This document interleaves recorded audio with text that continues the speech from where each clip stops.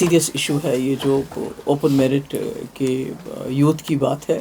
یہ بہت serious issue ہے کہ ہم بچپن سے جب بچے کو ہم اسکول میں بھیجتے ہیں تو ہم اس کو کہتے ہیں محنت کرو اور قابلیت سے آگے بڑھو. تو آج ایسا ہو گیا ہے کہ جو محنت اور قابلیت اس کے اوپر اس کی کوئی قدر ہی نہیں ہے. I mean, merit has become the biggest casualty at this point of time. کہ آپ بچے کو کیا بولو گے میں محنت کروں گا, میں قابل بنوں گا, پھر میں کہاں جاؤں گا, کیونکہ اس کا دائرہ بہت زیادہ چوک کیا گیا ہے.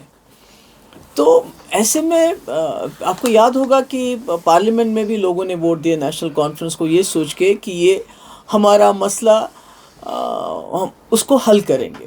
اگر کچھ نہیں کریں گے تو کم سے کم پارلیمنٹ میں بات کریں گے. آپ بھی گواہ ہیں, میں بھی گواہ ہوں.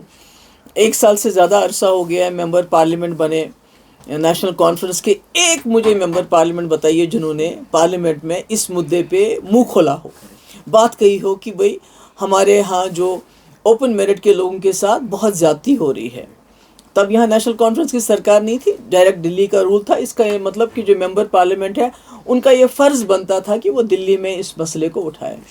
اس کے بعد دوبارہ اسمبلی میں لوگوں نے ان بلاک بہت بڑی تعداد میں نیشنل کانفرنس کو پھر اس مدعے پہ ووٹ دیے, خاص کر جوان اس میں بہت شامل تھے, کہ یہ ہماری یہ جو ریزرویشن ہے اس کے ریشنلائزیشن کریں گے تاکہ کسی کا حق بھی نہ مارا جائے, پر not at the cost of open merit کہ ان کو اتنا you are pushing them to the wall. تو آج 2-3 مہینے ہو گئے اور کل پروٹیسٹ ہوا جس میں ہم تو اس میں کوئی سیاست نہیں کرنا چاہتے ہیں, نہ کی ہے نہ کریں گے, مگر مجھے لگتا ہے کہ ہم نوجوانوں کو, اوپن میرٹ والوں کو, ہم انہیں دھکیل رہے ہیں. we are pushing them to the wall. تو وہ چیف منسٹر صاحب کے پاس گئے اور چیف منسٹر صاحب نے کہا 6 مہینے کا وقت دو. اگر آپ کے پاس 3 ممبر پارلیمنٹ ہے لداخ کو لے کے, آپ کے پاس 50 MLA ہیں سب مل جل کے, تو آپ کہتے ہیں 6 مہینے رکو. کیوں؟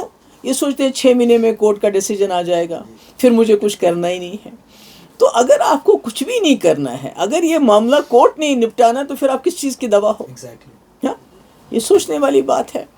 دوسری بات یہ ہے کہ کم سے کم اس وقت جو یہ سرکار کر سکتی تھی, اگر یہ کورٹ کے ڈیسیجن کو آرڈر کرنا چاہتے ہیں, پھر بولیں گے جی کورٹ ڈیسیجن آ گیا, تو کم سے کم جیسے میں نے 2018 میں نے ایک SRO 49 لایا تھا, جس سے جو پوسٹ گریجویشن میں جو ریزرویشن ہوتی ہے میں نے 75% اوپن کیٹیگری کے لیے کر دی تھی, کیونکہ جو اسپیشلائزیشن ہے اس میں بھی اگر میرٹ نہیں ہوگا تو پھر کس میں ہوگا. دوسری بات یہ جو ریکروٹمنٹ کہہ رہے ہیں 6 مہینے تک آپ انتظار کرو جب تک کورٹ کا ڈیسیجن آ جائے گا, تو 6 مہینے تک مجھے بتائیے جو بھرتیاں ہوں گی لیکچررز کی, پولیس میں, دوسرے ڈپارٹمنٹس میں, وہ تو ساری پوسٹیں ختم ہو جائیں گی, تو پھر ان بیچاروں کے پاس کیا بچے گا.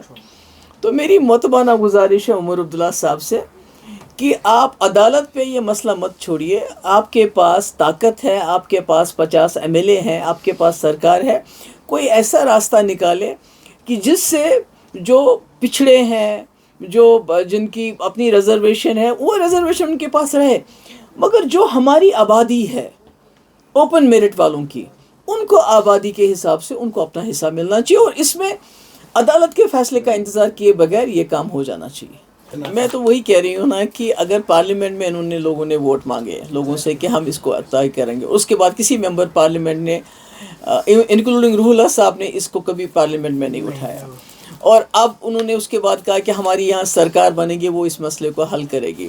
تو آج اس مسئلے کو حل کرنے کے بجائے دیکھیے پروٹیسٹ کرنے کو تو عام لوگ جا کے پروٹیسٹ کر سکتے ہیں, اس کے لیے آپ کو ممبر پارلیمنٹ بننا ضروری نہیں ہے, اس کے لیے آپ کو پہلے سرکار میں آنا ضروری نہیں, وہ تو کوئی بھی کر سکتا ہے.